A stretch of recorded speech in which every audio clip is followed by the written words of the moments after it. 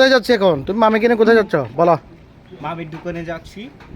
হ্যাঁ, কেন? এখন দেখবো মামির দোকানে নাকি লাইটিং নষ্ট হয়ে গেছে, তুফান করে দিব আমি দিব আর কি। আচ্ছা, ঝড় এবং বৃষ্টিতে কিছুদিন আগে আমাদের কোকিলা দিদির দোকান উড়ে গিয়েছে, এখন ধলেন দিদির দোকান উড়ে গিয়েছে, সরি তুহিনের মামির দোকান উড়ে গিয়েছে।